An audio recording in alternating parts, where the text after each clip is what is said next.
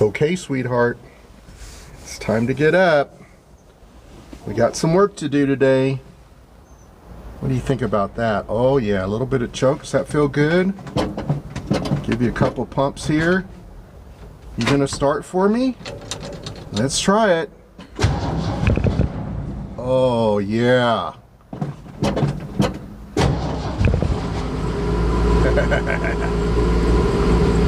Warning, I am not an expert. Everything in this video was most likely done wrong after many failures and a few stitches. Don't try any of this at home.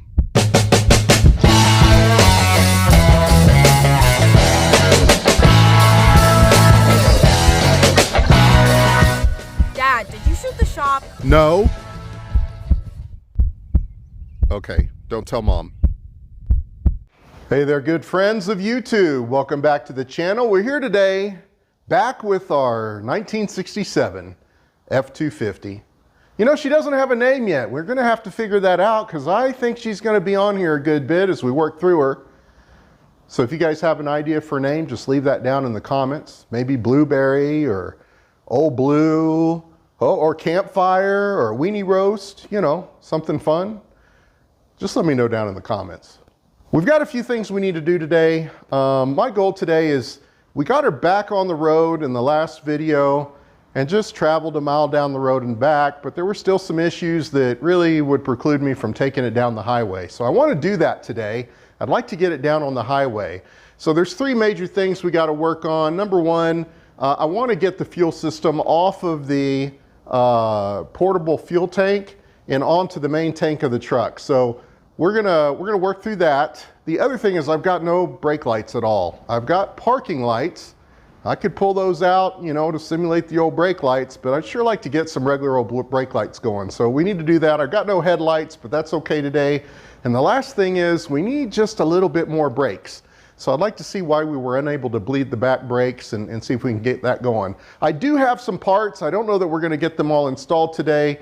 I would like to get that master cylinder, figure out what was going on with that new one and see if we can't get it going. I did get an adjustable rod for it, so I think that might help our situation. The other thing that I got is a carburetor rebuild kit. For those of you that had a keen eye, you would have noticed that there were a couple parts missing on that carburetor, so I ordered those parts from Mike's Carbs, including the check weight, the vent tube plunger, plus just a regular old rebuild kit. So we'll get that thing rebuilt. I don't know if that's going to happen today. And then I've also have in the front wheel cylinders and hoses, so we can kind of redo the front of the brakes, but I really want to get it on the road. So if we can get it on the road without doing that, I'd be happy about that, and we'll come back to those. So those are the three things I'm going to focus on: brake lights, fuel tank, and more brakes. And I also got plates. She's registered and has insurance. I mean, she's all legal. She's ready to go. And you saw her, she started right up. Stay tuned.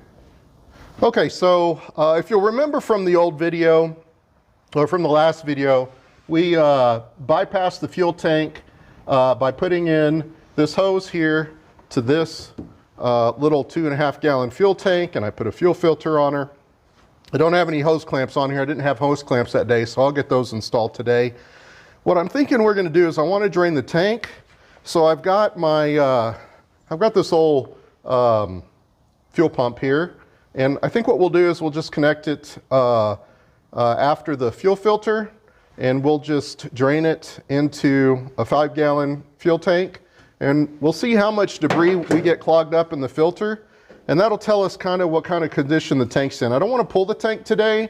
So if we can get by without pulling the tank and cleaning it, that would be ideal. That way we can get the rest of the stuff done and get it on the road, and I can, you know, do some additional checks on the vehicle. So I think that's what we'll do. So I actually wasn't expecting what just happened. This fuel filter, I pulled about 9 gallons out of the tank, and there is no debris in this fuel filter at all. Not one speck of rust, nothing. You know, the fuel's kind of got a little tingy tint to it, but it's not brown or like I've seen it sometimes. I can't tell. It looks like maybe there was a little water in there that it pulled through at the very end. I think what I'm going to do, because we're going to save a lot of time here if I don't have to pull this tank out, is I'm going to take this fuel that I just pulled out of it, this 9 gallons. I'm going to put it back in the tank and I'm going to run it back through again. And yeah, maybe we'll do that a couple times just to kind of flush and see if we get any more particulate. I'll shake the car a little bit, see if we can get anything to break loose in there. The other thing, which is another double, triple bonus, is the fuel gauge is working. You know, I looked at it and it was over 1/4 of a tank. I think you guys saw in the last video. I wasn't sure if it was working. Well, it's definitely working. And when I get down to the bottom line, I still have about, it looked like I had close to 4 gallons in there when it's down to the bottom line. So that's really great news. Guys, we're just getting super lucky here. I'm going to go ahead and put this fuel back in there. Actually, I'm going to put the first one in. I ended up with 2 of these 5-gallon tanks, almost full. I'm going to put the first one in because if that's water that it pulled through, it'll be in that last tank. And so I'll, yeah, I think that's what we'll do is we'll just use this first tank, which shouldn't have any water in it, and I'll just flush that. That's 5 gallons. We'll flush it a few times. And then I think what we'll do is we'll put a new fuel line on it with a brand new filter and hook it all back up, and we should be done with fuel tank. Come on, baby, drink up. Drink it right up. When the house is rocking, don't bother knocking. When the house is rocking, don't bother knocking. When the house is rocking, come on, baby, come in. So there we go. I left a little service loop on there, so I'll have some in case we need to change that on the road. That's the new filter. I use these little twisties here. That makes it easy to change out. And I'll just keep a couple filters in the car just in case. Here's the old filter. And there was definitely some water in there. And just some of this particulate, which doesn't look like rust at all to me. I'm not sure what that is. But it's not clogged and there's not rust in here. So that's pretty good news. We'll just try like this for a little while. That way we can keep moving on getting everything buttoned up before we decide we're going to pull a tank out of the car. So up next, let's turn our attention to the brake lights, because I got to have some brake lights so we can get on the road. I still have some brakes, so that's pretty good, but we might try and bleed this again. Okay, so what I've determined is this. We're going to kill 2 birds with 1 stone here, because you remember we tried this master cylinder and it wasn't working, and what I figured out was this is the arm that it came with, and it was entirely too long. It also came with a second one that was too short, and then the problem is the one that is on the original one is designed differently, and when it goes into the throat here, it goes deeper in this one than it does on this one, so this one ends up being too short. So I purchased this adjustable one here, and I got these to the same length, and I can adjust it a little bit more in the car. The other thing is I took out the switch, and this was not installed correctly, and I think I'm the one that did that when I put this back in.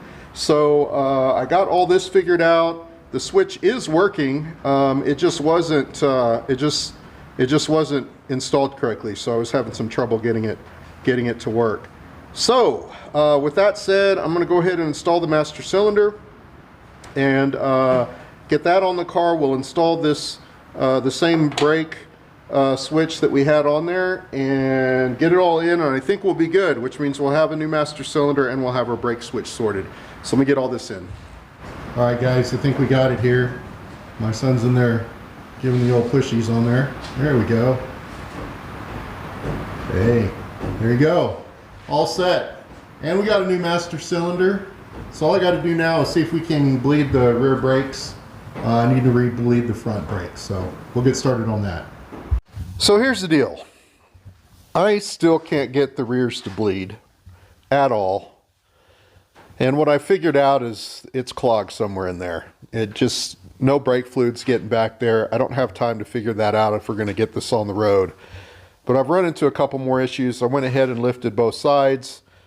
First thing is this wheel isn't spinning entirely too good, which tells me that the brake pads are either completely worn or the adjusters are broken or something's going on in there. The other thing is as I spin it, yeah, I don't know if you can hear that. Sounds just like a bowling ball going down the lane. And I noticed that the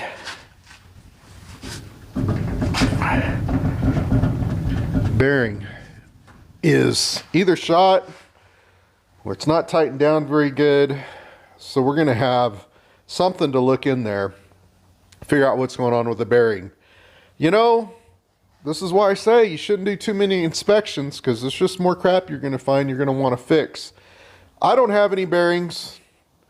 I don't have any way of getting any bearings today. And if we're going to take this down the road, I think what we're going to do is just pop these open, do an inspection, crank those down a little bit, and see if we can't get a wheel cylinder on each side.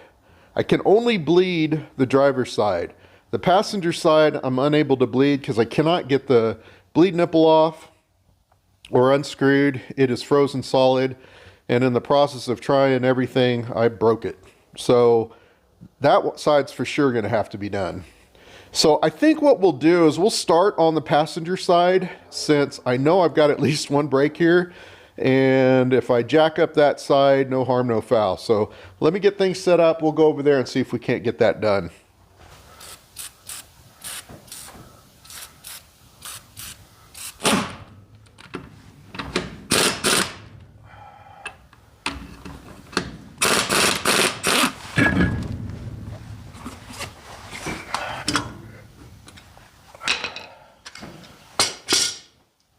No grease. Almost no grease in there.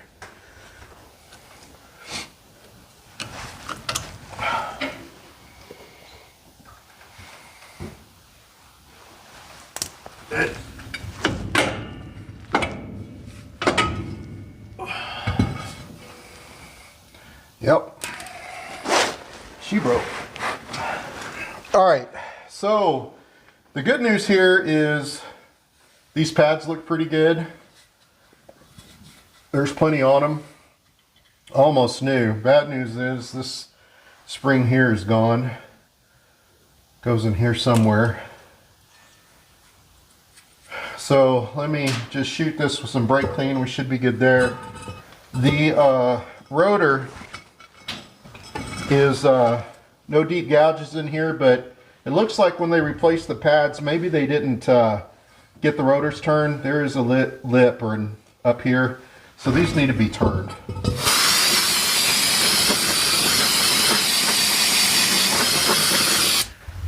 All right, guys, so here's the deal. This truck is not going to be on the road today. There's good news and bad news here. The good news is the rotors on both sides are salvageable. I'll be able to get those turned. There's no deep scratches in them or gouging or anything like that. The pads are in pretty good shape. And most of the springs, especially on the driver's side, looks like maybe somebody had been in there because they still have color on them. So I think what I'm going to do is I'm fairly certain we should go ahead and put in new wheel bearings, get the rotors turned. I'm going to reuse the springs, but I'm going to replace the broken one on this side, and the same one that broke on this side, I'm going to replace on the other side. And I think that's going to get us there. Of course, new wheel cylinders will go in, new hoses. Hopefully I don't break anything on that when I take those apart. So I think that's as far as we're going to get today. Guys, I really wanted to put this on the highway this weekend and get it going, but you know what? It's just not safe. And I'd rather it be, right and better than, risking it on the road, especially on the highway with other people on the road. So that's where we're going to leave it. I hope you enjoyed this video. Please like, share, and subscribe. In the next video, we're going to get these buttoned up. We'll probably also rebuild the carburetor if I don't do a separate video just on the carburetor, because then we can get the timing done, get the carburetor adjusted, and this thing should be running really well. So anyway, hope you enjoyed. Until next time.